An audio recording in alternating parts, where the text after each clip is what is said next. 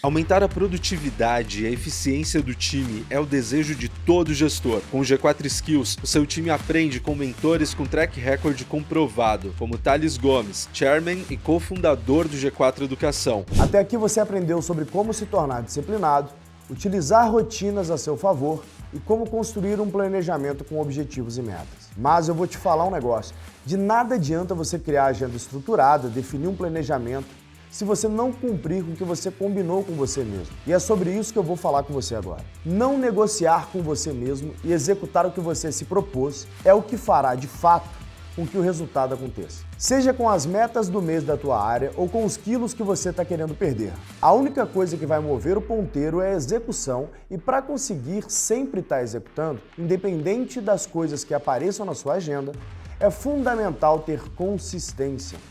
Porque uma coisa eu posso te garantir, vão aparecer imprevistos o tempo todo. E vai ter dia que você vai acordar indisposto. É normal, todo mundo tem dias ruins. Aliás, eu posso te dizer que 70% dos meus dias eu não acordo necessariamente motivado. Fazer o que você se propôs a fazer em um dia que você acorda bem é fácil. Agora, fazer o que precisa ser feito num dia ruim, meu amigo, como se fosse num dia bom, eu posso te garantir, é muito mais difícil. E é isso que, de fato, vai fazer com que você avance na tua vida. Escaneie o QR Code que está aparecendo aqui na tela para testar gratuitamente o G4 Skills. Ou, se preferir, clique no link na descrição deste episódio para desenvolver o seu time e evoluir os seus resultados.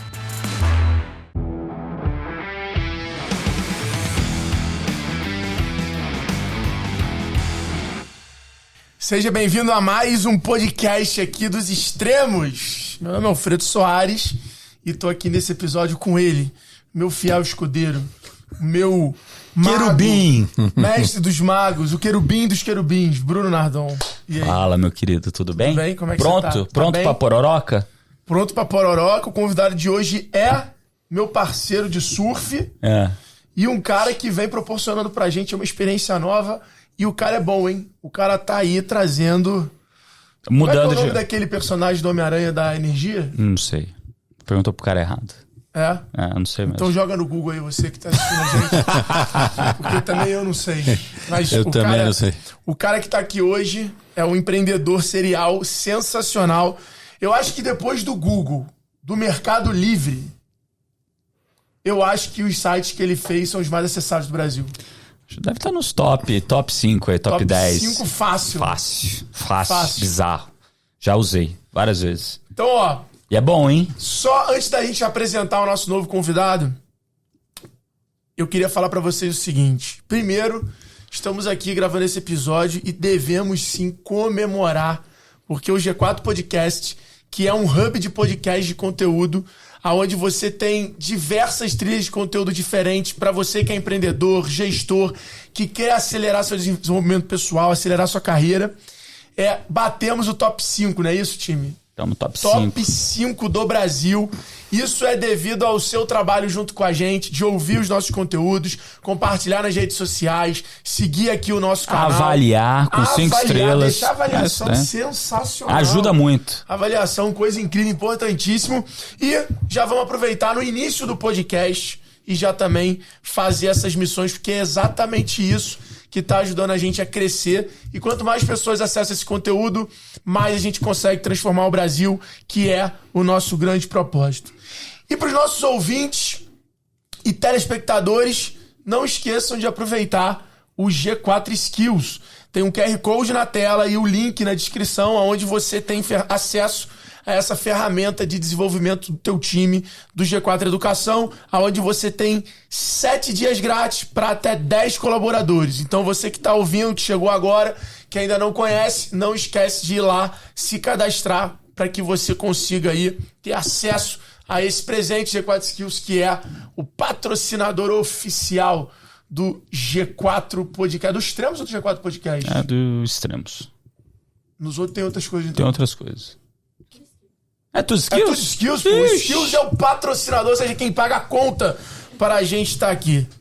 Bom, e sem mais delongas, se você que está ouvindo a gente, assistindo a gente, já digitou lá www.webmotors.com.br ou icarros.com.br e carros.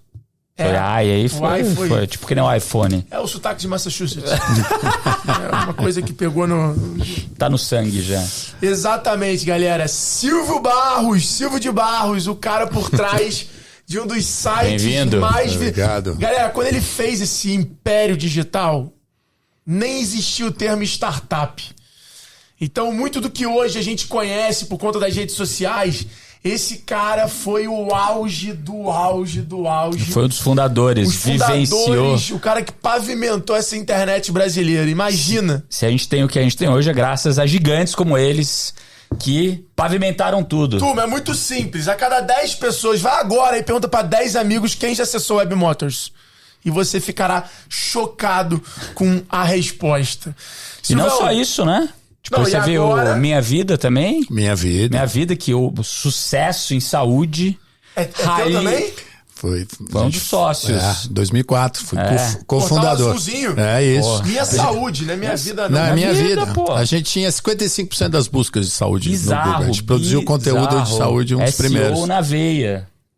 Brilhante. Que aula. Minha Vida. Além disso também, ó, Rally dos Sertões, cara, um dos sócios...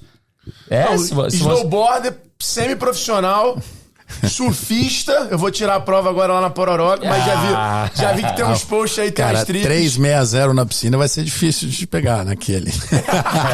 3 seguidos. Cara, pô, Silvio, e agora uma empreitada nova aí, uma paixão. Uma paixão. Várias vezes que eu te encontrei, você tem falado com aquela coisa do empreendedor que é a Zimet. Você quer literalmente democratizar o carro elétrico, é isso? É isso. Eu quero que todo mundo ande de carro elétrico por assinatura. Eu quero também... A gente, da indústria automobilística, eu me coloco no meio disso, a gente tornou a propriedade do carro um negócio muito ruim. Então, uma das missões da Zimet também, via assinatura de longo prazo... Fazer o carro ser uma solução e não um produto. É isso. Você não precisa fazer nada. Inclusive, não precisa nem encher o tanque, né? Porque a energia já vem junto com a assinatura. Sensacional. Cara, que animal. E já tá rolando no Brasil todo? Já tem algumas cidades? Como é que é isso? A gente começou em São Paulo, mas a gente já é Brasil todo. A gente tem um cliente do Sul, um cliente de Floripa. Estamos olhando clientes no Nordeste também. O carro elétrico só está começando e tem que ser assim. Tem que ser devagarinho. A gente não quer uma revolução na indústria. A gente tem que ser responsável, né? O Brasil é um exemplo para o mundo com a indústria sucroalcooleira, que é uma das maiores indústrias do mundo e do Brasil. Então essa transição tem que ser feita com responsabilidade. A gente tem que, né, pensar no posto de gasolina, que em algum momento, por exemplo, nos Estados Unidos, só 17% da receita do posto de gasolina acontece com combustível. Perfeito. O resto é uma loja de conveniência. Então essa indústria também tem que amadurecer, né, e se transformar no Brasil, porque principalmente o proprietário do carro elétrico vai carregar o carro em casa, que nem você faz com o seu iPhone. Ou na tua casa, ou no teu trabalho, ou na tua casa de campo, ou na tua casa de praia, de preferência plugada em fonte limpa de energia. A gente tem, no Brasil, uma das matrizes mais limpas, a gente é a terceira matriz mais limpa do mundo. Ou seja, tem tudo para ser moda o carro elétrico no Brasil. Tudo para ser moda, porque é o carro mais limpo do mundo. O primeiro país é a Noruega, que tem 5 milhões de habitantes, 3 milhões de carros. Depois a gente tem a Nova Zelândia com números parecidos, e depois tem o Brasil. A gente tem 40 milhões de carros, né? E a gente tem regulação a favor, né? A gente que é empreendedor sabe o que é fazer ou empreender sempre à margem da regulação. É a primeira vez que eu estou empreendendo, aquele friozinho na barriga, né? Que é demais. A última vez no Web Motors você citou, é no século passado. Eu uso um shampoozinho, viu, Alfredo? Que engana um pouco, funciona, mas... Porra, aqui, eu vou pedir pra ele recomendação, ó. Cabeça de cabelo, assim, ó. Você tá louco. A genética mas ajuda, eu comecei no século passado aqui, né? E então, a indústria automobilística, né, no Brasil, a gente é um dos líderes, né, de carro, a gente é o 8º mercado do mundo. São 40 milhões de carros. E a regulação tem países que já está proibindo o carro a combustão em 2035. Que é logo aí, né? A gente sabe que 10 anos passa muito rápido. Então eu imagino que a gente vai ter metade da frota de carro elétrico em 10 anos. Essa é a minha estimativa. Aposta. É a minha aposta, mas a gente já foi surpreendido. Nos últimos 3 anos, no mundo, a frota de carro elétrico dobrou. Mas porque os carros estão ficando muito maneiros. Sim. E estão ficando muito baratos. Sem dúvida. Porque os outros carros, a questão de marca, aquela BYD, eu ia até te perguntar isso. Qual é o modelo do carro da Zimmet? Ou é qualquer modelo? É qualquer modelo. Você, na verdade, faz uma engenharia financeira para o cara ter um custo previsível do quanto ele vai gastar com o carro no ano. E eu provo para qualquer um, por exemplo, qualquer carro, que é melhor você assinar um carro do que você ter ou financiar. Tá? E a gente faz aqui um play que eu gosto muito se fala, eu imagino que você deve ter nos teus cursos, colocar o cliente no centro. Perfeito. Tá certo? A indústria automotiva ela não pode fazer isso, né? Equivale a dizer que a GM vai vender carro da Chevrolet. Ela coloca o cliente no centro até o limite do market share dela, né? Que o líder vai ter 18%, 20%. Então, o play da Zimmet a gente sonha aqui com o LTV perpétuo, porque você vai assinar um carro com a gente e depois vai assinar de novo, e vai assinar de novo, de qualquer marca que você quiser. E a gente vai educar você a navegar por uma infraestrutura ainda precária, mas que está crescendo muito rápida no Brasil de carregamento. E esse lance da energia no Brasil ser caro? Porque isso é uma coisa, né? A luz aqui é caro. É uma discussão nacional, assim. Como é que você vê isso em relação... O impacto, né, do carro elétrico no carregamento, principalmente porque ele acontece quando o grid está na baixa. Na baixa, né? É durante a madrugada. É muito pequeno na tua conta de luz, é imperceptível. Né? E ainda mais se você colocar placas solares. A gente indica para quem pode colocar placas solares no telhado da casa. E aí você tem hoje, é possível hoje você neutralizar a tua conta de luz. A gente tem hoje um dos arcabouços jurídicos para a energia elétrica mais modernos do mundo. Né? Você hoje, com a GD, que é a geração distribuída, você pode colocar na tua casa. Eu tenho um investimento numa empresa dessa, a 77 Sol, do piloto Luca Milani, e que a gente até teve investimento agora da Crescera e da EDP. Que legal. O que a gente faz? É a mesma coisa que o Uber faz com o motorista, a gente faz com o instalador de placa no Brasil. A gente tem 5.000 instaladores que vão na sua casa, faz um assessment da tua conta de luz, da tua insolação, vai instalar um equipamento, uma mini usina, e vai substituir. Você paga R$1.500 por mês, R$1.000 por mês na tua conta de luz, você vai passar a pagar um financiamento da placa solar, né? Ao final desse prazo de financiamento, a placa é sua. E você devolve a energia pro grid. Sensacional. E zera a tua conta. Porrada, irmão. Demais isso, né? Porrada. Então, se você tem isso junto com o carro elétrico, porque o carro elétrico também a gente está...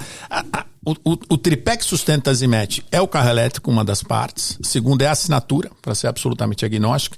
E a terceira é a questão da energia.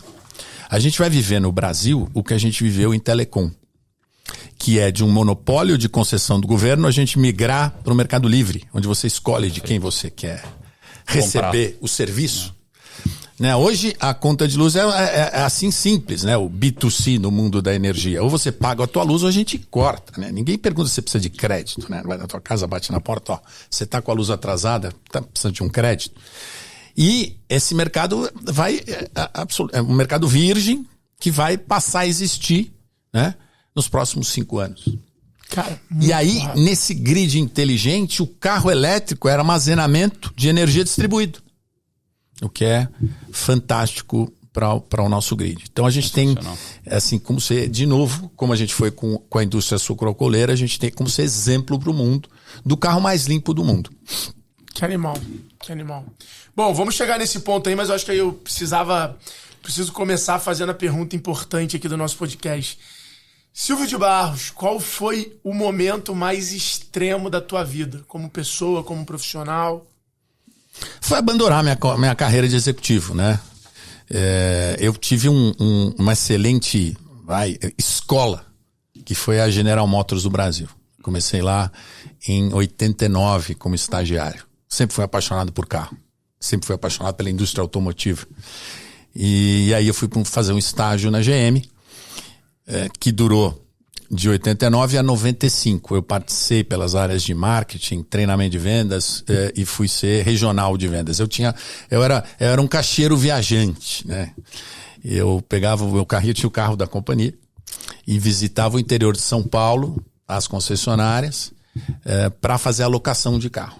Legal. Na época que tinha no Brasil Chevette, Monza, né? Chevetão. Depois eu lancei o Cadete, depois teve o Ômega e o Vectra. E aí depois teve o carro. Grande a gente teve Vectra. o carro popular, o Corsinha, né? Foi lançado em 96, 97. Mas Muito de Corsinha, hein? o momento extremo que eu acho da minha vida foi quando eu larguei essa carreira. E um dos motivos é que eu tinha uma namorada que ganhava mais que eu, isso me incomodava, estava só 2 anos numa companhia, e eu ficava lá na GM e achei que tinha uns velhinhos lá na GM que estavam lá em fim de carreira. Eu falei, eu não quero chegar nesse momento, eu quero testar enquanto eu posso, né? Tô falando em radical, mas eu não tinha família, não tinha nenhum dependente, morava com os meus pais, então foi fácil tomar a decisão. Aos 28 anos de idade, eu saí e descobri que estava acontecendo na internet no Brasil. Com 700 mil Então usuários. você saiu antes de descobrir. Eu saí antes de descobrir. Na verdade... Você tem que ter culhão, hein? É, Porque sair já com um negócio ali, mas... sem dúvida. E aí eu fui, na verdade, por um grupo de concessionárias que me contratou. E aí eu aprendi que a relação entre uma montadora e o varejo e as concessionárias é igual uma fábrica de calcinha e uma padaria. Não tem absolutamente nada a ver, né? Porque um é uma fábrica, né? São montadoras que produzem coisas que elas planejaram há 5 anos atrás e gastam uma fortuna de marketing para provar que o que ela planejou 5 anos atrás é o que o cliente quer consumir agora, né? E fazem a preço fixo e tem uma estrutura de varejo que fica com 30% da margem, onde vai variar o preço, dependendo de oferta e demanda, né? E o concessionário na ponta é um simples recebedor de carro, né? E que vai... A gente também tem, nesta indústria, a lei chamada Renato Ferrari, que é proteção de área. Então, um determinado concessionário ele tem uma área para trabalhar e ele não pode vender carros para outras áreas. O que prejudicou muito todo o e-commerce, né? Você imagina. Uma indústria com essa regionalidade. Então, foi esse meu aprendizado, essa foi a minha base. Hoje já mais solto isso, não? Hoje um pouquinho mais, mas ainda solto, continua. mas ainda não pode. A Tesla foi a grande Você pode revolucionária. vender, mas não pode anunciar, pelo que eu acompanho, é meio que isso. Carros usados eles usam muito para poder vender para qualquer lugar do Brasil, mas ainda tem esse vício na indústria. A Tesla acabou com isso, né? Nos Estados Unidos ela tem só o showroom e ela envia o carro para tua casa. E faz tudo over the air, né? Toda a atualização do carro, do hardware é feita remotamente. Mas e aí, quando você... Essa foi minha inspiração, né? E a maior inspiração para mim, na verdade, foi ver o mercado se abrindo. Em 95, Collor chamando nossos carros de carroça, né? E traz a Lada para o Brasil. O sinônimo de modernidade naquele ano era a Lada, né? E depois a gente passou a ter as 40 marcas de carro que a gente tem hoje, porque baixou-se muito o imposto de importação. Como primeira fase, depois a gente incentivou as fábricas a virem para o Brasil, mas Mitsubishi naquela época era televisão. E passou a ser carro, e aí a gente teve as 40 marcas, e aí fez sentido na internet, esse foi o grande eureka da Web Motors, ter um catálogo digital que fosse atualizado constantemente. Porque eu na GM cuidava de atualizar o material de treinamento em papel para as revendas. De produto. E o papel não era suficiente, eu estava sempre com errata, porque tinha muitos carros sendo lançados. E de onde veio essa ideia do Web Motors? Como é que foi essa história? Foi exatamente dessa abertura de mercado. Não, mas você estava onde? No bar com um amigo, trocando ideia? Eu estava na praia, surfando. Olha o surf, uma importante. É muito importante o surf, cara. Pra mim, aonde você tava surfando? Meu filho podia fazer tudo na vida, assim, mas o surf é a única coisa que eu obriguei ele a fazer. Eu acho que eu vou bilar a empresa, o surf é trabalho. Posso falar? Não, você viu aquele vídeo já? Por que todo CEO deveria surfar? Não. Tem um vídeo desse que é legal pra cacete. Porra, Feito por um CEO que surfa. Mas depois me manda, quero ver. Onde que era? Na Praia da Baleia. Praia da Baleia. Eu tive uma turma lá e um amigo, tava fazendo no Brasil o Yahoo. Ele tava fazendo um diretório da internet brasileira. Chamava como? Era o Não era o KD? Não era o KD, era antes do KD, é o Webra. Web. Você lembra desse? Não. Mas foi antes do KD. Sensacional. E eu tô batendo na mesa, não pode. Aí eu fazia na GM o catálogo, eu falei, vou fazer um catálogo digital. Faz todo sentido. E aí comecei a desenvolver um catálogo digital, não tinha dinheiro, não tinha um puto. Peguei um cara de software que topava desenvolver para ficar sócio. Ele ficou 1 ano desenvolvendo, enquanto isso eu precisava me virar. E eu já tinha pedido demissão na GM e fui trabalhar num grupo de concessionárias que eu achei que eu precisava ter essa experiência do varejo.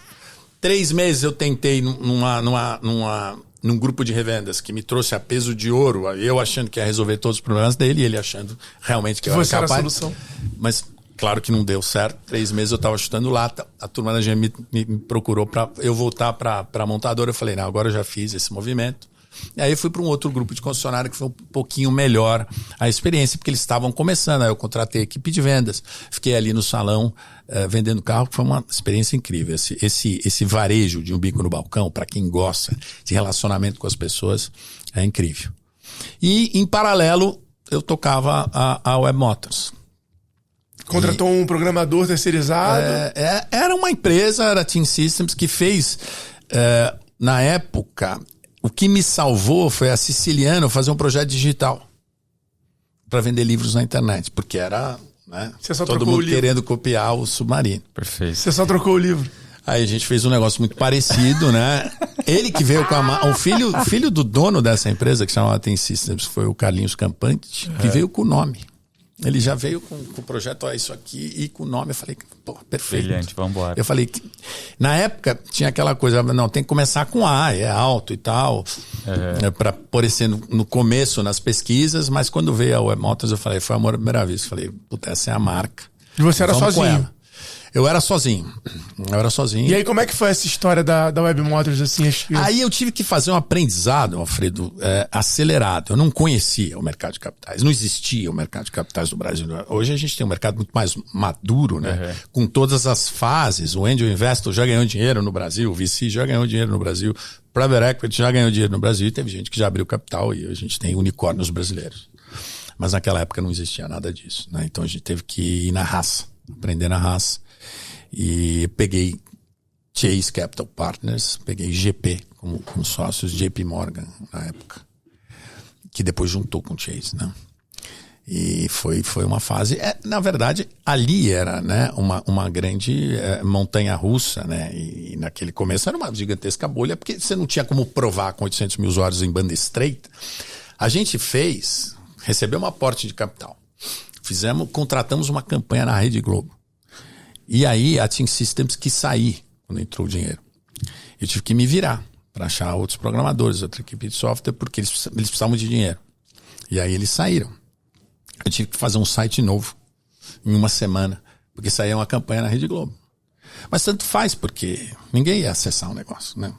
800 mil usuários em banda estreita. Todo mundo acessou. Não, na verdade, o site ficou pronto algumas horas antes, mas não tinha essa coisa de vai cair, sair do ar e tal. A gente, para fazer a apresentação do Web Motors com potenciais investidores ou até anunciantes, a equipe de software ia 1 hora antes no lugar para montar a internet, para ter conexão, para eu poder demonstrar o negócio. E aí... eu demonstrar o Web Motors, mas a minha apresentação tinha 2 partes. A primeira falava da internet, a segunda da Web Motors. Muitas vezes eu não ia para a Web Motors porque na primeira parte o cara falava, não, internet é coisa de americano, não vai vir para o Brasil. Não chega aqui. Que loucura, cara. E qual foi o momento da virada ali? O momento da virada. O momento da virada foi a compra. Eu acho que foi um golaço. E é uma história super interessante, né? Porque hoje a gente vê grandes corporações estratégicos montando fundos de CVC, né? E eu participei de alguns fundos ou de alguns conselhos onde hoje eu tenho a clara convicção de que uma empresa que quer se modernizar ou se manter sempre oxigenada, ela precisa ter um CVC, ela precisa ter investimento, ela precisa ter uma área apartada, né, da linha de comando, normalmente se reportando ao CEO para inovação, e tem que ter M&A. Né? Tem que ter uma área de M&A. Você pega quantas empresas o Google compra, quantas empresas a Apple compra. A Local Web, que eu participei do conselho, a gente comprou muita gente no mercado, fizemos uma constelação de empresas compondo, né, uma oferta de serviços, né, muito completa para o mercado. E acabamos que grande parte dos executivos que vieram com essas compras acabaram fazendo parte da equipe hoje. Né? Então, o que a gente viu lá atrás? O Santander precisava se modernizar, tinha um gap de tecnologia em relação ao Itaú. Mas, ironicamente, o Itaú falou com a gente antes. A gente tinha, assim, porque tem essa jabuticaba no Brasil, né? Os bancos têm uma importância desproporcional à cadeia de negócios de automóveis no Brasil. Ganha-se mais dinheiro financiando o carro por causa dos juros do que com a própria margem mercantil do carro. Então você pega os bancos tendo essa importância e tendo equipes que eles podem sustentar, equipes de 1.500 pessoas, visitando concessionárias e lojas independentes. Nós estamos falando de concessionários no Brasil, nós temos 6 mil, mas nós temos outras 12, 15 mil lojas independentes de usados, né, no Brasil. E que financiam muito, e são os canais de financiamento dos bancos. E aí o Santander tinha um gap para o Itaú, porque o Itaú tinha a tecnologia de colocar sistemas nas revendas para que os dealers conseguissem colocar, né, os financiamentos. Então o Alfredo ia lá sentar, pô, Alfredo... Eu comprei um carro financiado assim já. Então o Itaú vem conversar com a gente, decide fazer uma versão de classificado só para os clientes do Itaú, que chama Itaú Motors. O Santander faz com a gente na época a BN Enroll, né, a Aimoré, que era a divisão de financiamento de veículos deles. Veículo, lancha. É isso aí. Moto, né? E aí eles fazem um deal com a gente de ser anunciantes, mas eles já estavam pensando estrategicamente na compra. Legal. Aí eles vêm conversar com a gente, Alfredo, num momento onde Nesse momento vocês estavam faturando quanto? A gente, na verdade, não estava faturando nada. Era o começo, faturava, com o GM Card, que eu tinha um amigo lá que era do Banco GM, tinha o GM Card, na verdade a gente faturava 40 mil reais, eu lembro. Faturava 40 mil reais, custava 18, né? Porque era tudo terceirizado, assim, eu tinha 5 funcionários. E fazia um barulho incrível. E aí... aí depois a gente pegou o investimento, né? E aí fizemos... Você sabe que o marketing que mais funcionou, não tinha a lei da cidade limpa aqui no Brasil. Foi painel de ônibus, cara. Foi incrível. A gente tinha... Buzzdoor? Mel, é incrível o recall que dava o Buzzdoor. Todo mundo falava. E eu vou te falar, foi a campanha que eu fiz que mudou minha vida. Foi o primeiro dinheiro que eu ganhei. Grande foi uma campanha de Buzzdoor que eu fiz pro líder Gadelha, da Luísa Posse e Carla Sabá. Olha que legal. E era bizarro o resultado.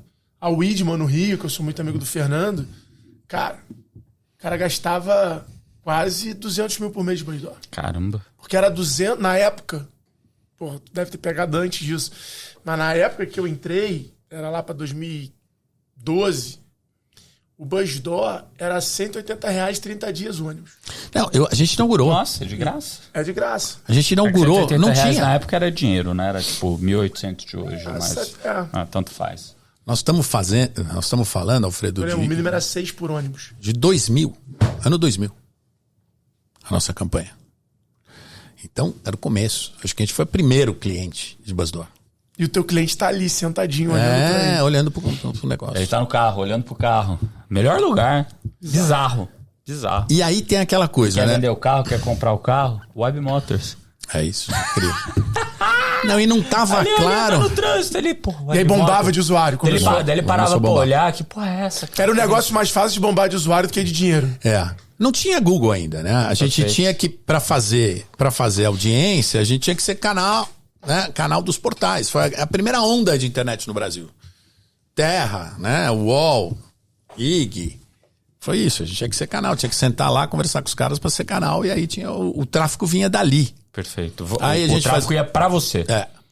E aí a gente foi muito bom de cadastrar a gente, de fazer o CRM sobre rodas. Isso foi uma coisa muito legal. A gente fez um deal com o Citibank, a corretora de seguros do Citibank. Pagou luvas para participar. Onde a gente ia na nossa base, rodava a base, com vencimento de seguro. As pessoas escreviam vencimento de seguro e a gente, todo mês, mandava para uma base com vencimento de seguro, com o cálculo do seguro. Até hoje os caras não fazem isso. A gente já fez na época. O cara clicava e contratava o seguro. Na época. Tem quem faz isso agora é aquela Gringo. Já viu aquele Gringo App? A Gringo é demais. Ele conseguiu fazer um negócio que ninguém tinha feito antes. É incrível. Incrível. E sabe qual foi a virada deles? Exato. A multa. A multa, isso mesmo. Mostrar pra você antes de todo mundo. Ele tem um acesso, que a gente até sabe o canal, pra você ter acesso à tua multa. A gente, hoje, A Movida, essa indústria de locação de carros tem esse desafio. A Movida tem um prédio com 300 pessoas só para cuidar de moto. A gente está conseguindo fazer com um pouquinho menos de gente, né? Mas que dá para fazer melhor com tecnologia. Mas a turma do Carro Fácil lá da Porto Seguro teve muito desafio para fazer isso. Esse é o maior desafio. Como é que a gente faz a estrutura para te cobrar? Primeiro você tem que estar lá no contrato, com o teu cartão de crédito e tal, e te cobrar. Mas e daí a venda? Mas antes disso, galera, deixa eu falar um negócio aqui pra vocês. Avaliem esse podcast, esse episódio aqui pra gente com 5 estrelas lá no Spotify pra ajudar a gente a continuar aí no top 5. Rapidinho. Vai lá rapidinho, clicou, continua ouvindo e deixa a avaliação. Mas daí você falou da venda, da compra. Como é que foi esse? Da Aimoré. Da compra da Web Motors pelo Santander. Como é que foi esse momento? Que era a Aimoré ainda. A Aimoré olhou pra gente, a gente andando na água, tinha acabado de receber investimento, o céu é o limite. Falamos um valuation absurdo. Ele olhou pra gente e falou assim. E eu treinei no espelho. Faturava 40 mil. Faturava 40 mil, um pouco mais que isso, talvez 100 mil nessa época. Mas a gente tava com dinheiro em caixa. Tava tranquilo. Na verdade, não tão tranquilo, mas. Mas a gente olhou, os valuations, tudo que tava rolando no mundo e tal. A gente falou um número absurdo. Eles falaram, nem ferrando, vamos voltar pra casa, vamos fazer em casa. Aí eles ficaram um ano tentando fazer. Não conseguiram fazer nada. Não conseguiram fazer nada. Aí a gente voltou pra conversar. A gente mais facinho, porque já tava meio no final de festa, final da bolha. Tinha acabado de acontecer Torre Gêmeas, era 2001. Nossa, que loucura, cara. E aí a gente meio sem grana. Aí eu descobri qual é a principal função do empreendedor. É ser o último a abandonar o barco, meu. Eu falei, cara, é o seguinte, eu não vou ganhar mais nada, como eu não ganho hoje. Acho que o cara que é fundador do negócio, eu não ganho nada de salário na Zimed. Eu não ganhava nada. Naquela época eu ganhava, porque a gente tinha tido o aporte. Eu falei, eu vou parar de receber salário, né? A gente vai ter que fazer uma reestruturação aqui. Peguei algumas pessoas mais próximas que também fizeram esse sacrifício. E aí a gente ficou 6 meses aí para gerar caixa. Conseguimos o deal, alguns deals ali que ajudaram a gente. Mas aí a conversa rolou, porque aí foi mais fácil, né? Eles precisavam, tinha o gap de tecnologia para Itaú, precisavam se modernizar. Só que eu não tinha ideia do que ia acontecer no day after, que era com 1.500 operadores na rua, a gente vendeu com 400 lojas, eles colocaram 4.000 lojas. E um marketplace vive de conteúdo, compradores e vendedores. É isso aí. 220 mil carros anunciados, você tem um pouco de tudo em todas as regiões do Brasil. Né? E aí funciona. Aí funciona. Porque você não frustra quem está buscando. E também tem que ter um volume de buscadores, de compradores, para não frustrar quem está vendendo. Eles não compraram, eles viraram sócio e compraram 100%. Compraram 100%. Só que você fez o earnout gigante. Fiz o earnout gigante, que eu fiquei lá 1 ano e meio. Era para ficar 4, aguentei 1 ano e meio. Mas também entregou valor pra caramba nesse ano. Entregamos um valor, aí fez toda a diferença. Aí eu fui pro período sabático, curtir os esportes de aventura que eu tanto gosto. E aí investi na minha vida, que foi muito legal. 2 o Fernando e o Daniel, que trabalhavam para mim lá no Web Motors. Daniel da minha vida. Monstro. Ele tá num negócio incrível hoje, né? Na Salve. O Fernando também, que eu tô com ele até hoje. Eles fizeram minha vida e eu entrei de sócio. Foi minha primeira experiência de Angel. Isso foi 2004? 2004. Legal. Mas aí a venda do Web Motors já foi grande pra cacete. Já foi boa. Dava pra aposentar. Eu cheguei pra minha mulher, eu tinha acabado de casar, né? Eu casei no auge da montanha-russa em 2000. Eu ainda virei pro meu sócio e falei, eu vou dar uma casadinha e já volto. Tá? Segura a onda. Adiei. Eles falaram assim, você tem certeza? Eu falei, tenho. Tá muito bem. Aí voltei, e aí depois da venda eu cheguei pra minha mulher, a gente falou, não temos nada.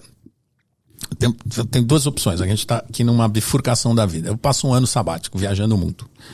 Ou a gente compra essa casa aqui que tá barata, vamos comprar casa. Aí comprar uma casa.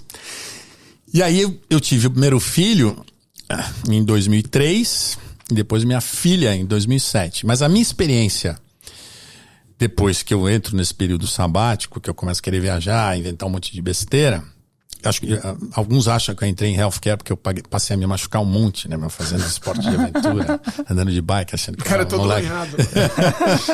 Todo cheio de pino, de corte, de ponto. Quase que eu não entro, não passo na segurança dos Estados Unidos. Aí eu vou... Colocava um ferro, não era titânio, Cara, né? meu filho com 3 anos, você já tem filhos pequenos? A experiência de colocar tem 3. filhos na escola, né? Principalmente as bilíngues, aqui, ou as inglesas. Você chega lá, ele faz com o teu filho que tem 3 anos, ele já tem que estar falando inglês fluente, senão não entra na escola. Aí tive que já tirar ele de uma escola brasileira, porque eu falei, pô, eu sofri para aprender inglês na minha vida. E aí eu li um livro do primeiro-ministro de Singapura, que mudou a língua oficial. Sensacional. Do chinês para o inglês, porque ele falou, o inglês é plataforma de aprendizado, não é uma língua. O inglês dá o empowerment, né? O chinês dá submissão. Então eu vou trocar a língua do país. Animal, né? Porrada, hein? Animal. E aí eu falei, cara, eu quero que meus filhos sejam alfabetizados em inglês. Só que eu chego na escola, você tá né? Ali, pô, eles vão entrevistar teu filho, vão entrevistar você. E aí o que você faz? Eu falei, agora, nesse momento, nada. Mas eu já fiz, eu montei, eu falei, puta, cara, meu filho vai crescer, né? O pai dele contando história do que ele já fez, né? Até podia. Aí depois eu também fui ficar meio viciado em hobbies caros, né? Pra poder também gastar mais dinheiro e que dá vontade de ganhar, né? Esse é o mentor que eu pedi pra Deus. É por isso que ele já tá se dando por Você e o Thales andando com os caras errados. Eu falo pra vocês, cara. Eu falo pra vocês, cara. Eu falo pra vocês, cara. É disso que a gente tá falando, cara. Os caras arranjam boleto. Os caras arranjam boleto pra dar vontade de trabalhar. Tô ali nos boletos, cara. Hein? Vamos aí, cadê os boletos? Minha, cara. A gente tá compartilhando já boleto junto. É muito bom, porra. Eu tô pagando os boletos de vocês, né, seus sem vergonhas. Então eu falei, cara, eu não quero dar esse exemplo pro meu filho. Eu quero que meu filho me veja trabalhando, construindo, indo atrás. E, pô, eu tô lendo o livro do Elon Musk, né? Obrigatório, cara. O que é aquilo? Eu não quero que ele acabe, eu fico voltando assim. É inacreditável, é all-in o tempo todo. Esse cara é maluco. O tempo todo. Passa um pouco do... Passa um pouco, ele adora o risco. Um mas assim, eu falo, cara, porque o que acontece ao longo da tua vida empreendedora quando você dá algo, de alguma forma você dá certo? Claro que tem níveis de dar certo, né? Mas você vai bem. O que acontece? Melhora a tua autoestima. Né? Você já tem ali uma reservinha que você pode se virar. E começa com o famoso Others People Money, né? o OPN. E, pô, você tem tua reserva lá, você já fez, você tem a tua reputação, você consegue atrair gente boa. Capitaliza mais fácil. E vai pro segundo ciclo. Você cria dinheiro, né? Você cria dinheiro que não existe. E é um desaforo, né? A partir do momento que você tá nessa fase, você não voltar a empreender. Eu acho um desaforo. Concordo. Outro dia foi um family office no meu escritório, queria um pouco da minha alocação, chama assim. E como fazem os agentes autônomos. E aí eu contei a minha tese de vida para ele. Eu falei, cara, aonde eu corro risco é onde eu sei correr risco. A minha liquidez está 100% D0 no banco, disponível. Porque eu também faço investimentos. Recebo gente aqui e, quero ter a disponibilidade financeira para fazer esses investimentos. E aonde eu corro risco? Nos investimentos que eu vou fazer e nos negócios que se precisar sentar lá com o bico no balcão e tocar, eu vou tocar. Isso garante. A 77 Sol... Eu entendo do business, se precisar sentar e tocar, eu vou sentar e tocar. Faz parte. E aí você entra com algum valor assim, ou você compra 5%, 10%, tem alguma tese tua, alguma prática? Não tem formuleta, não. Eu faço muito na física, não tenho fundo, não tenho instrumento nenhum. Faço com mútuo conversível, praticamente todas, né? Como eu fiz agora com a Zimet. Para receber investimento, né, na outra ponta. Perfeito. Mas faço super informal, me ajuda a me manter atualizado, oxigenado. Eu participo de grupos como a Endeavor, que eu faço, né, mentorias. E essas mentorias, se vão bem, acabam tornando oportunidade de investimento. Perfeito. Eu fiz isso com a Nexus, que foi comprada pela AMI. Sei, pô. Eu fiz isso com a Olivia, que foi comprada pelo Nubank, que eu acabei ficando com um pouquinho sócio ali, negócios que deram resultado na minha vida também. Claro que a gente vendeu, né? Vendemos o Minha Vida conteúdo para a Webedia e depois o Jet Saúde vendemos para a Hydrogasil. São os negócios que esses... Porrada, hein? Esse foi legal. Mas então, daí você tava lá com o teu filho, falou que tava fazendo nada, você não queria contar a história, daí você falou, vou voltar pro jogo. Vou voltar pro jogo.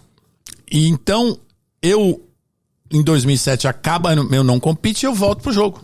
Com e-carros. Uma absoluta falta de criatividade, porque é exatamente igual o E-Motors. Maravilhoso, cara, maravilhoso. Só que deu até uma vontadezinha de abrir plataforma de novo. Só que agora com conhecimento. O know-how, né? Com autoridade, pô. Agora é 4 mil usuários em uma semana. o Itaú falou assim... Mas já começou com o Itaú ou não? Então, aí o Itaú falou assim, o E-Motors deu certo, a gente olhou para o que tinha acontecido no E-Motors. O Itaú falou, eu quero ter o meu. Eu falei, então, vamos lá, vamos resolver esse problema. Temos um ponto em comum aqui. Eu quero voltar, vocês querem querer ter o meu? Isso era 2006, meu não compete venci em dezembro de 2007. Ainda tinha um valor a receber. Aí a gente começa a pesquisar, enfim, aí eu acabo comprando do Maurício Simões, que é um concessionário do Rio de Janeiro, que foi o fundador do carros.com.br, e do iCarros ele tinha lá no UOL. Ele era do softwarezinho? Eu comprei dele. Fui lá e comprei. O Itaú não apareceu. Eu até falei pra ele, enfim, mas ele estava cansado, estava com vontade de sair e acabou vindo até a turma de sistema e um comercial dele comigo. Mas o que a gente fez? Que isso foi muito legal.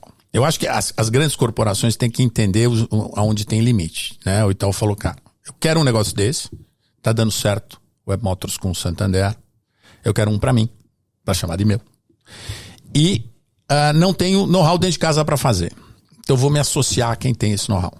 Aí nós fizemos, a gente ficou com 40% do negócio e tal com 60%. Mas e já com um modelo em 10 anos de sucessão de put and call.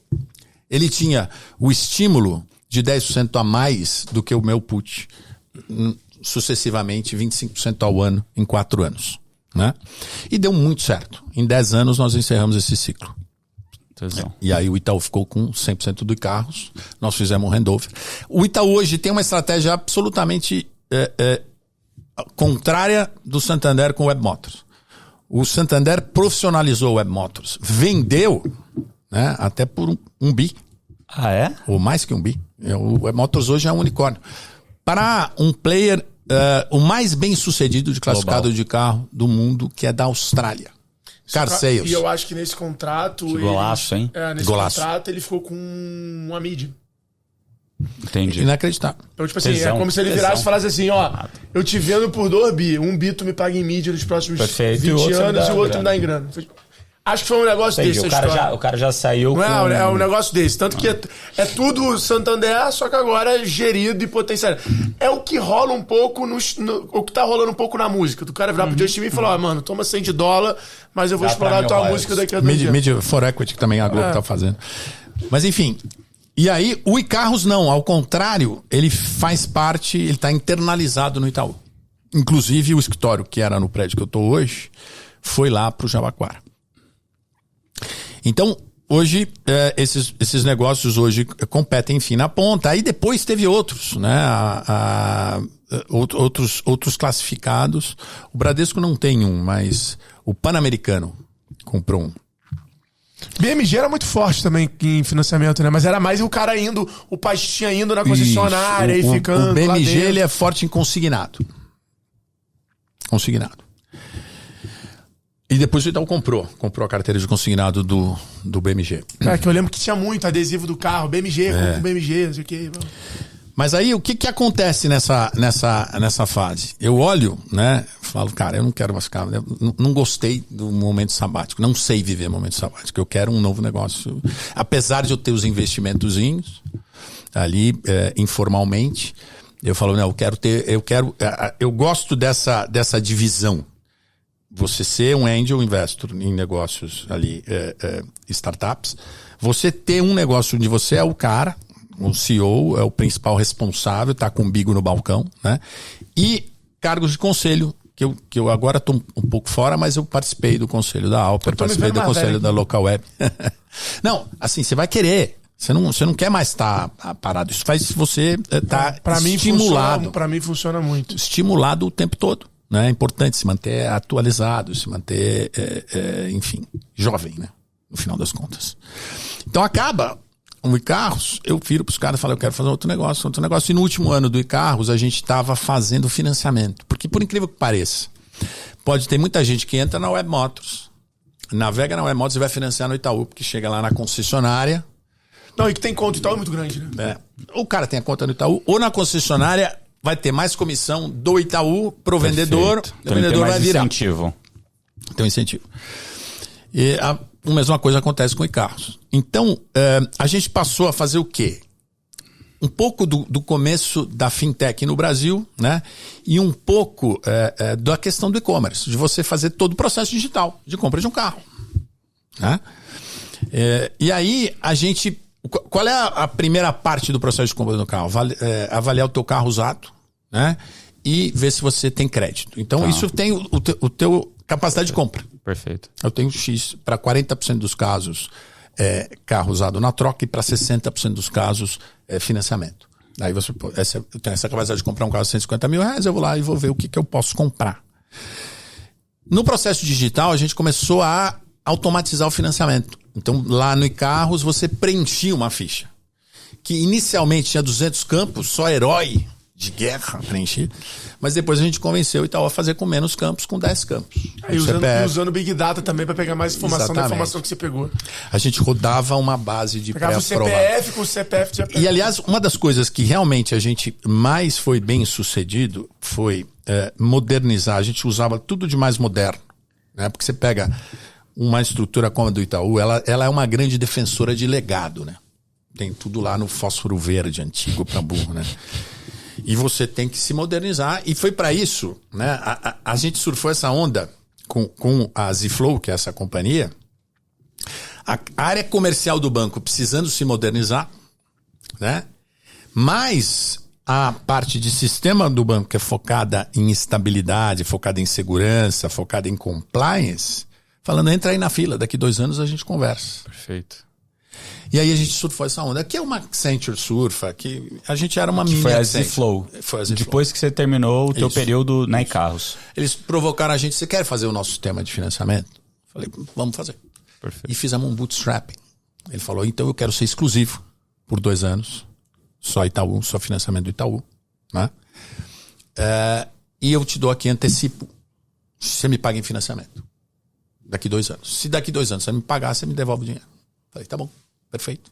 Others people money, dinheiro guardadinho. Vamos aqui pro próximo. Peguei as pessoas que eu olhei pro lado, eu falei, com esses caras eu faço uma padaria, eu faço uma fábrica de calcinha e vai dar certo. Aí é o Caetano, que é um cara de sistemas incrível, que veio do e-carros, daquela compra, foi um Aquahire. Legal. E o Fernando Ortemblat, que foi também meu sócio junto com o Daniel lá no Meia Vida lá atrás. Os 2 caras, um de produto e um de sistema, que são incríveis. A gente fundamos a Zflow e fizemos o sistema do Itaú. Tesão. E fomos bem em 4 anos. O Itaú fala, pô, legal, tá funcionando. A gente criou 30 canais pro Itaú. Isso chama landing platform, esse negócio dos Estados Unidos. Que é, na verdade, quando você está cansado de agradar algoritmos de Google e Facebook, você vai trabalhar na conversão. Perfeito. Né? Então a gente foi trabalhar na conversão para eles e a gente criou OLX, clicou em financiamento, plataforma Zflow. Mercado Livre, clicou em financiamento, plataforma Zflow. E nos canais do banco, nos canais digitais do banco. Canal laranjinha lá de financiamento, clicou, plataforma Zflow. E a gente só ganha, ou só ganhar financiamento rolar. se rolar financiamento. Então você tinha um monte de prospect. Tinha que virar financiamento em 3 meses.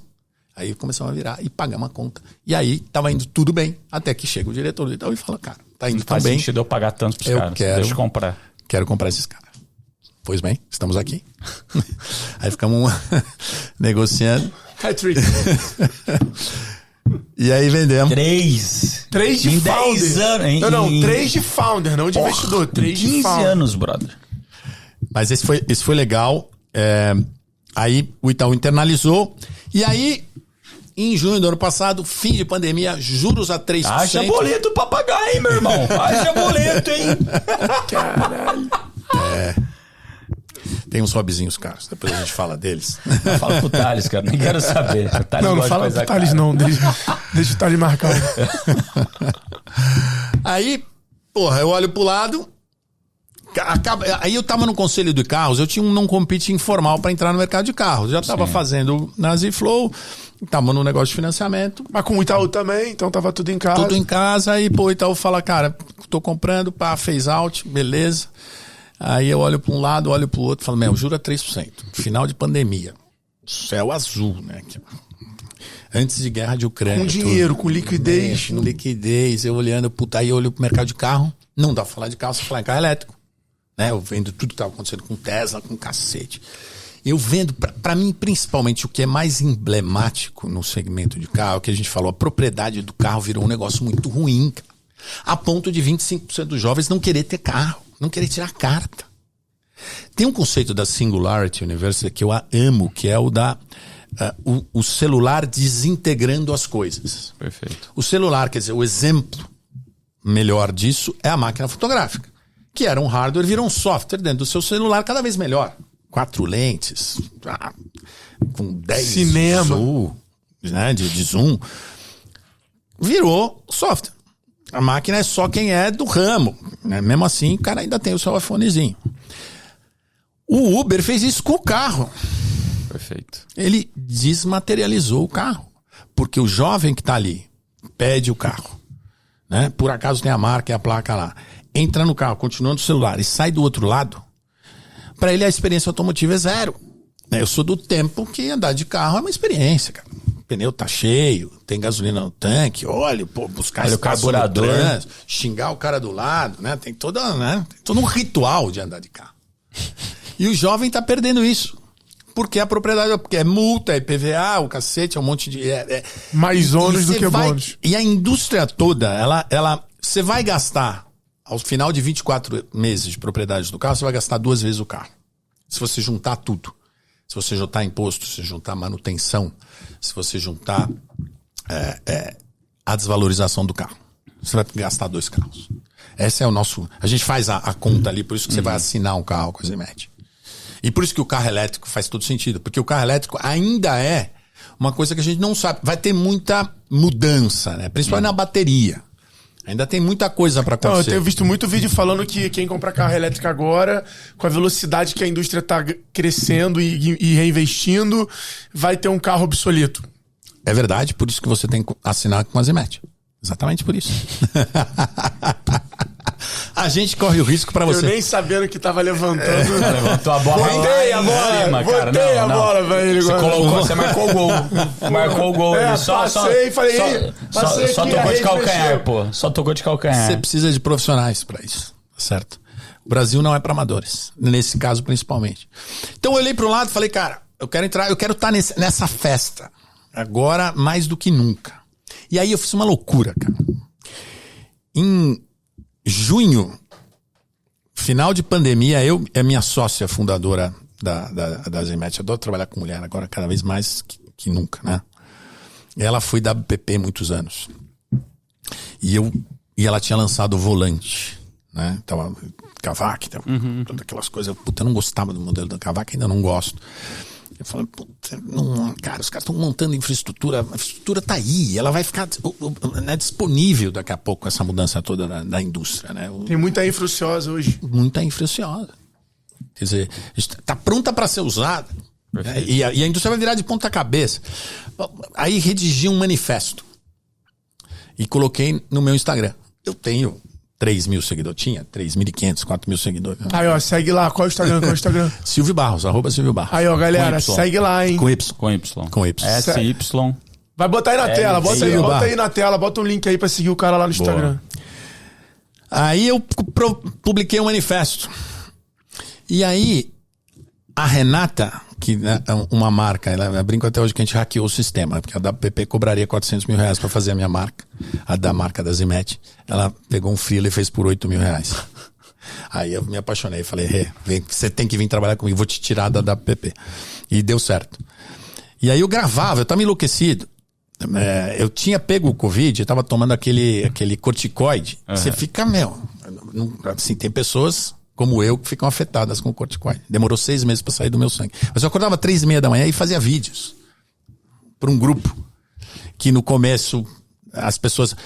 Eu publiquei um manifesto, aí as pessoas começaram a me mandar mensagem. Silvio, você vai entrar no mercado de carro, eu quero investir com você. Silvio, você vai entrar no mercado de carro, eu quero investir com você. Eu falei, pô, peraí. Não quero mais agora dar algoritmos de Google e Facebook. Acho que comunidade pode ser um negócio legal. Vou criar a comunidade de investidores da Zimet, fundadores, né? Eu chamava de cofundadores, embaixadores da Zimet e investidores que viraram Zimeters. Aí criamos o termo Zimet. Você fez um evento gigantesco, não Aí fez? eu fiz a primeira...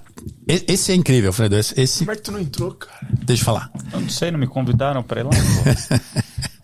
Nós fizemos a primeira convenção de uma empresa que ainda não existia. Isso é incrível. É, eu acho que foi isso daí que eu vi. São Foi uma galera. Félix do Jalapão. Porque aí eu tinha, ao final desse grupo e dessas provocações, eu tinha 50 milhões de reais comprometidos e tinha 200 investidores. Falei, eu preciso reunir essa turma. Aí eu, pelo Rally dos Sertões, eu ia sempre para São Félix do Tocantins, que é no centro do Jalapão. É uma cidade improvável, que são 1.000 habitantes, 300 casas, mas tem lá... 250 mil cada um botou? Não, Não, em média. Em média, você tem razão. Rápido de conta. Ele é bom. Aí tem um improvável auditório com ar-condicionado para 100 pessoas. Lá em São Félix do Tocantins. Ao final de 200 metros de rua asfaltada, o resto tudo é areia. Pra você ter uma ideia, por causa da pandemia, as pousadas todas elas estavam sem o tampo da privada. E aí a gente precisou pagar antecipado, né, a reserva das pousadas para elas comprarem o tampo da privada. A cortina do chuveiro nem pensaram, um rodo. Mas elas compraram rodos novos pra gente usar. Pra tirar a água ao final do banho. E aí foi incrível. Incrível. A gente teve um pôr do sol, tem umas imagens. Aí viraram as imagens da Zimet, né? Porque parecia que a gente estava chegando, sinceramente. Porque tinha aquela coisa da finitude, né? Que a pandemia trouxe, né? Vamos morrer, vamos acabar e tal. Né? Por um lado. Por outro lado, pô, a digitalização das pessoas foi incrível, né? A gente via o salto que deu das 60 milhões de contas famosas da Caixa Econômica Federal. Mas, pô, aquela natureza exuberante, o sol, a gente foi voando pra lá, então passava por um lugar, você não via a civilização. Né? A gente fez uma usina solar lá, fizemos várias nas pousadas, porque lá tem insolação, lá a energia é muito cara e a insolação é muito boa. Então nós doamos pra lá, pra cidade, né? Bom, foi incrível. Foi uma semana lá, a gente voltou de lá estimulando as pessoas, fizeram, todo mundo falava, pô, Silvia, todo mundo comprometeu, mas na hora de fazer o cheque ninguém vai fazer. No final, fez. A gente pegou no final, a gente deu uma restringida, a gente pegou 24 milhões de investidores, depois fizemos uma rodada em dezembro de 22 com institucionais. Entrou a Canary, a Revolution e a Fractal. Legal. Aí completamos 40, ainda falta 10 para completar essa rodada. Aí, ó, pinga lá, pô. E a gente vai, esse ano break-even. A gente inicia ano que vem em break-even. Exato. Não dá mais para ter negócio, né, agora, nessa fase de enxugamento de liquidez que não gere caixa. Então nós estamos aí. Porque o negócio é assim, as assinaturas, né, receita recorrente, né, e pulverizada. Que é tudo que a gente quer num business, né? Isso que é bom. E se qualquer errado, você pega o carro, então... Isso. É emprestar dinheiro com garantia. E a gente consegue dinheiro no mercado também, pela nossa reputação, pelo balanço e tudo, então a gente consegue se financiar também. Então não é um negócio 100% capital intensivo. Ele é... A gente tem alternativas para ele não ser capital intensivo. Cara, e como que você vê ali o futuro, né? Já viu nessa parte de carro elétrico, você tá lendo aí a biografia do Elon Musk... e ele fala muito lá do full self-driving car, né? O carro Sim. totalmente autônomo. Ele até fala lá no livro, não sei se você já chegou na parte do robotáxi, que daí é uma guerra entre ele e o designer, né? O designer dele, porradão, desde o começo lá da Tesla, onde ele fala, não quero que você coloque direção no carro. Não quero, porque eu quero que o carro de fato seja totalmente autônomo e a gente precisa empurrar a galera para esse caminho, né? E quando você fala disso de propriedade de carro, de fato é um negócio que está mudando, assim. Eu vejo que hoje, de fato, quando você coloca na ponta do lápis, não faz sentido você ter o carro, faz sentido sim você alugar o carro. Então, tem vários serviços, né, como a Zimet, que estão hoje proporcionando essa parte de aluguel de carro. Agora, como que você vê isso? E vai demorar um pouco ainda, mas como que você vê quando uma Tesla, que é a fabricante, faz o robotáxi com modelo de Uber e, putz, você não precisa mais ter, Porque vai baratear muito hoje o custo de você andar num carro, né? No fim do dia, talvez 40% do custo hoje do Uber é o que o motorista tira. Né? Então você vai diminuir em 40% quanto que você paga para rodar de Uber, ou menos até. Como que você vê isso para frente? Acho perfeito, Bruno. Vamos voltar para o ponto que eu falei, né, da desmaterialização do carro, né, que é o que proporcionou o Uber existir. Né? Então você pega o jovem hoje que não quer mais andar de carro. Ele apertando um botão ali, tem a mobilidade na palma da mão. E a hora que tiver o carro autônomo, ele vai adorar, porque ele já nem conversa com o motorista. Ele entra lá no celular e sai do outro lado. Acho que é um caso onde a cultura chegou antes que a tecnologia. Perfeito. Né? E eu tive lá, né, na mesma Singularity, com o Paul Safo, que é o cara que tem uma tese que eu adoro, que é a da inovação acontecendo na borda das cadeias de negócio atuais, né? Mas ele fala sobre a evolução do carro autônomo e ele prova, né, com aquele projeto da DARPA que tinha lá no deserto de Nevada nos Estados Unidos, que era uma competição entre as universidades, como é que é a evolução até o ano que eles conseguem fazer realmente o negócio andar. E ele corta para uma manhã de fog na Califórnia que tem um engavetamento gigante. Ele fala, a tecnologia já é mais eficiente. As máquinas já são mais eficientes que o homem para dirigir carro. Ponto. Agora é uma questão de cultura. Então, a gente já tem, e a Tesla provavelmente é a que mais desenvolveu isso, você viu ali. Sim. Mas você vê que engraçado, né? Que o Elon Musk fica colocando desde as datas 2016. E nunca chega. Nunca chega. Né? Tem muita coisa para andar. Mas eu acho que a primeira questão que a gente vê acontecendo é a propriedade do carro. Simplesmente ela acontecer... Uma localiza é um fenômeno mundial. Acho que é a locadora mais valorizada do mundo, né, que ela fez.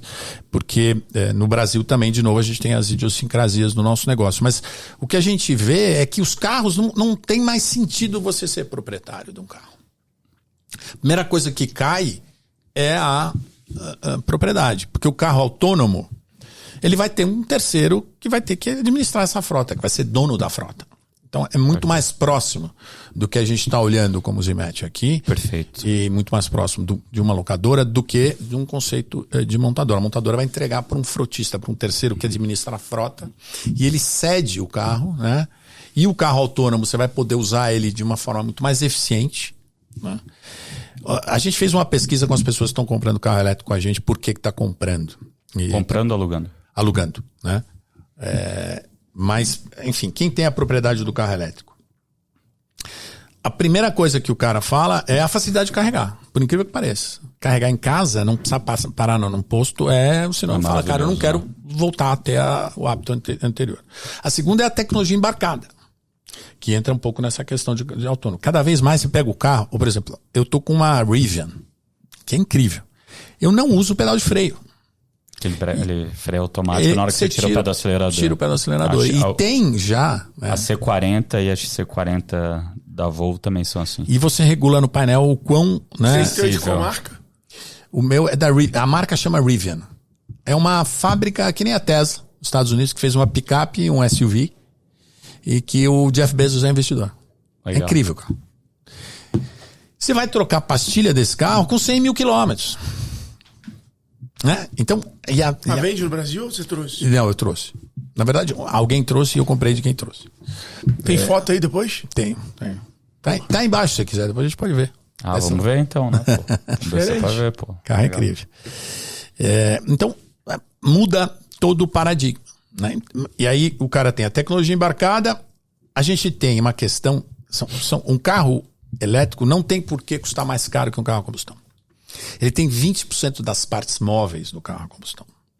E a questão da bateria tem que desmistificar, né? Porque você tem 8 anos da bateria. O carro vai acabar antes da bateria. Então, você já tem, a Noruega que eu fui visitar, 80% das vendas de carro elétrico, 50% da frota de carro elétrico. Já tem carro andando com 200 mil milhas. Não, e dá pra trocar a bateria, né?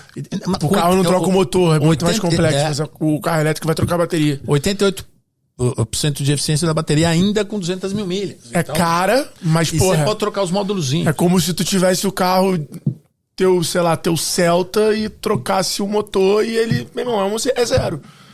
Só que o dinheiro que está sendo investido hoje em desenvolvimento, nós estamos falando de armazenamento de energia, é o grande holy grail da indústria. É que nem, eu acho que no final do século passado, a gente acompanhou as empresas que cabearam o mundo. Perfeito. Né? O mundo está cabeado, elas quebraram. Né? Grande parte quebrou. Faz parte, tem muito dinheiro sendo gasto em armazenamento de energia. Grande parte das empresas vão ficar pelo caminho, mas a gente vai ter um produto incrível, né? Daqui para frente. Já está se falando em usar sal como dentro das baterias. Que eles são bons condutores para armazenamento de energia. Então, vai ter muito desenvolvimento. A potência, a galera já conseguiu resolver. Como é que é o nome? A distância. Autonomia, a galera já tá melhorando. Agora, por que a Tesla não veio pro Brasil ainda? O mercado tão grande. É uma excelente pergunta. Eu queria fazer essa diretamente para o Elon Musk. Mas, e inclusive, ter um Tesla no Brasil é um problema. A gente tem 2 Teslas, porque eles não dão manutenção aqui, eles não fazem o over-the-air, a atualização de software. Muita gente tem o Tesla aqui, tem que levar para fora para fazer a manutenção e voltar. Muita gente já tentou trazer, mas eles não querem vir. Acho que é uma questão, a mesma coisa da Apple, uma questão de imposto e mercado brasileiro, eles não olharam para cá. Porque o brasileiro ainda é fanzaço, né? Mas quem sabe a gente pode. Né? A gente está aberto para todas as oportunidades aí. Agnóstico que somos. Boa. Aqui, eu queria dar uma mudada num papo e falar de esporte. Vamos falar de esporte. Queria repetir a pergunta que a gente fez da tua vida profissional. Qual foi o maior extremo que você já viveu no esporte de acidente, tombo? Essa é boa. Em 2007, cara. Meu filho com 3 anos, minha mulher grávida. Eu fui pro Dakar. Ali, Paris-Dakar. De moto. Eu andei de moto. Você e Júlio Capa? Júlio Capa não foi nessa, mas Júlio Capa é muito parceiro. A gente fez rally junto muitos anos, né? Mas eu tinha feito Sertões 8 vezes de moto. Fiz alguns rallies aqui na América do Sul. E aí fui pra lá. Quero fazer o Dakar, 2007. E fui eu, o Carlos Ambrosio, que é amigo meu também, hoje investidor anjo de um monte de negócios legais de tecnologia. E o Dimas Matos, que a gente fazia os rallies juntos também, que traz as marcas da Fox, de equipamentos aqui pro Brasil. Produz capacete e tal. Fomos junto, saímos, era uma época que saía de Paris. Não, saía de Portugal. Aí a gente faz Portugal, aí pega uma balsa, vai pro Marrocos, e aí no segundo dia do Marrocos eu me acidentei. A gente tava com uma 660. E eu, na época, pus na pala do meu capacete o nome do meu filho. E minha família tinha ido, minha mulher, para Portugal, ia ficar lá me esperando e depois ia me encontrar em Dakar. E aí, nesse dia, morre um cara. Porque é o seguinte, né? O Dakar são 200 pessoas, 200 corredores de moto. Você tá num auditório no primeiro dia, você olha pro lado, você sabe, algum desses caras vai morrer, porque todo ano tem uma morte. Né? Maluco. Esse foi, acho que a coisa mais radical que eu já fiz. E aí, cara, sim, nesse dia morre o cara, porque a gente tá no Marrocos. Qual é o desafio de andar no Marrocos? O Marrocos, ele tem aqueles descampadões onde você vai navegar por bússola, pelo grau de bússola. Então você tem a direção que nem está no mar, porque não tem uma estrada. E você segue aquela direção. Só que se você passar um pouquinho, você erra a direção. E tinha uns lugares que são os passes, que são os canyons. Então você tá indo, você tá olhando lá no fundo, você não vê que tem uma vala enorme. É um buraco. Um buraco. Um gap. E profundo. E aí você tem que olhar na planilha, porque você, no ângulo certo, você vai ter um lugar para passar nesse gap. Tem um ponto que passa. E esse cara não viu, achou que era reto e chapou do outro lado e morreu. O helicóptero veio, eu passei por ele, vi o helicóptero e tudo. E aí depois, na frente, eu caí, bati a cabeça, fiquei sem a memória recente, eu brinco.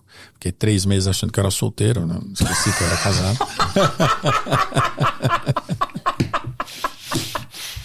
Minha mulher foi muito compreensiva. Obrigado, Vanessa, por ter sido compreensiva nesse momento difícil da minha vida.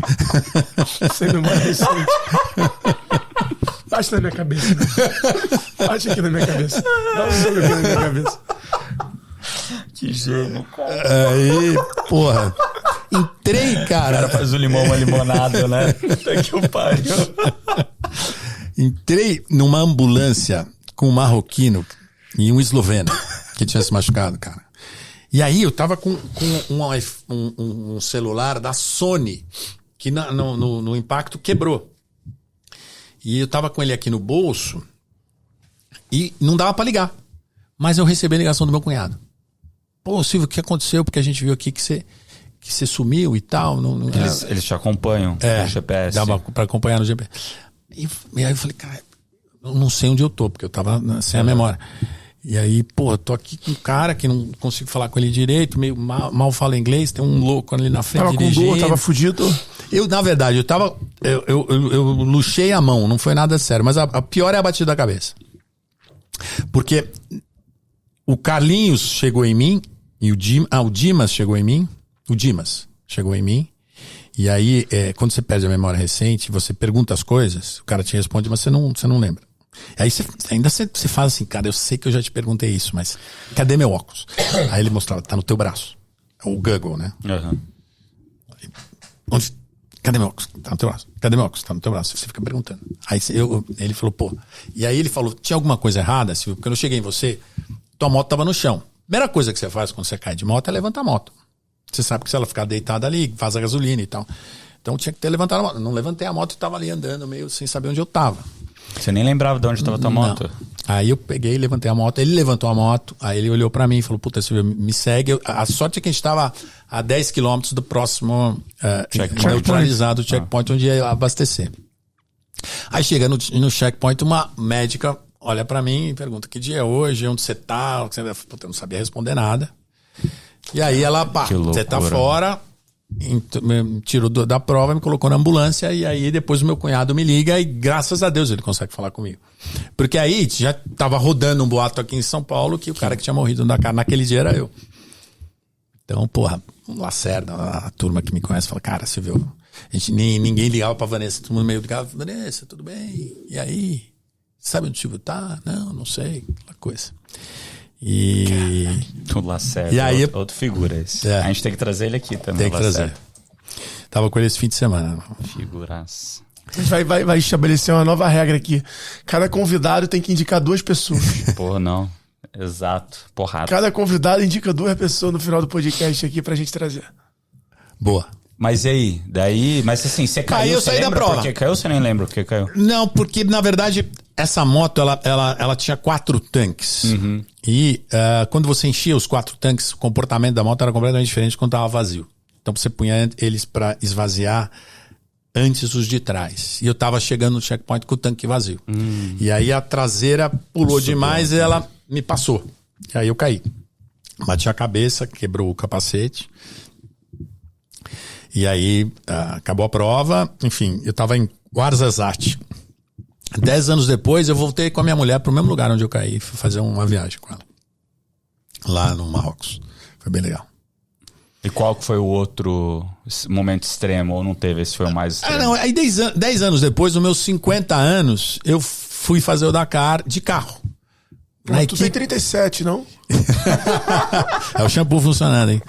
Daqui a pouco nós vamos passar Você tá com quantos a anos? marca do shampoo. Eu tô com 5,6. Sou de 67. Aí, 10 anos depois, não, com 50 anos, 10 anos depois, 17, isso aí. A BMW, aí eu comecei a andar de carro. O americano fala, with the age comes the cage. Né? Não dá mais pra se quebrar. Haja, alinhamento, roofing, fisioterapia, não tinha mais agenda. Eu falei, chega. Aí comecei a andar de carro. E aí a equipe BMW, de carro, de fábrica, um dos pilotos se acidentou 20 dias antes do Dakar, que era o Brian Menzies, e sobrou um carro. E eu estava em contato com um navegador da equipe que para vir para os Sertões, trazer o carro deles para os Sertões. Legal. Aí ele falou, Silvio, aconteceu uma coisa inédita aqui, tem um carro sobrando para fazer o Dakar. Demorou 13 segundos para eu falar sim. E pra minha mulher falou, meu sonho, eu quero fazer e tal. E aí eu fui, no meus 50 anos, em janeiro, de 2017.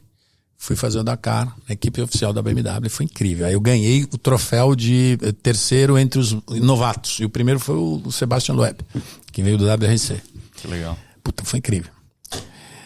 Mas nessa prova, tem coisas incríveis. Eu perdi a roda a 160 por hora. A da frente ou de trás? A da frente ou de trás? A da frente, cara. Ainda bem que era um terreno meio lunar, cara, que era mole e não ferrou o carro. Foi puto. O carro que eu andei era um tanque de guerra. Capotamos, quase pegou fogo o carro e a gente conseguiu descapotar e continuar. Foi incrível.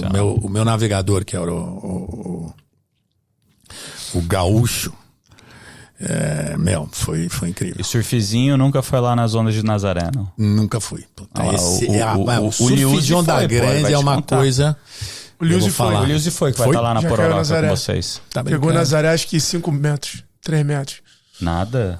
O Liuzi que era da Easy Carros, grande, né? Pô. Não, esse é o Sadi. Esse é o Sadi. Não, mas quem era sócio dele também no Liuzi? Era o Liuzi. Era da Idinius. Que aí era Mar Ventures. Que aí splitou. É isso aí. Easy, remessa.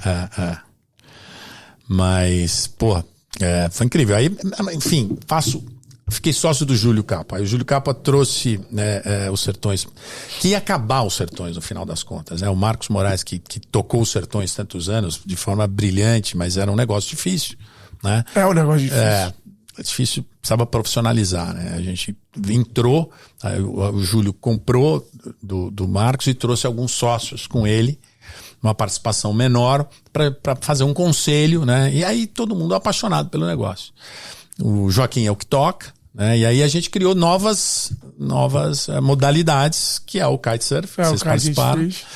E a bike elétrica, que tá incrível. Essa bike eu quero ir, cara. Essa eu quero ir. E beachpoca.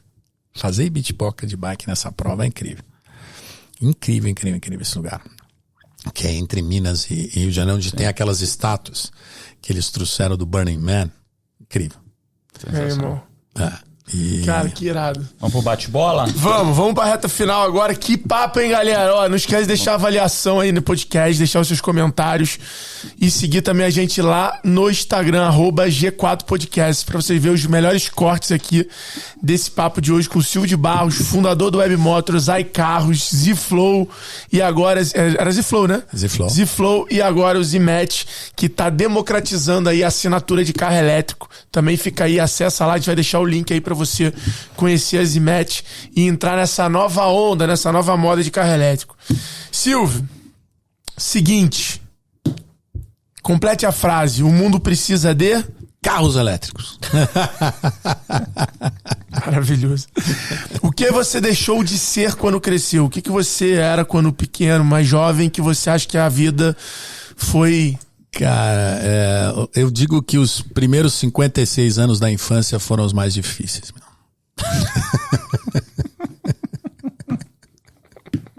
Se você tivesse o superpoder, qual problema do mundo você gostaria de resolver?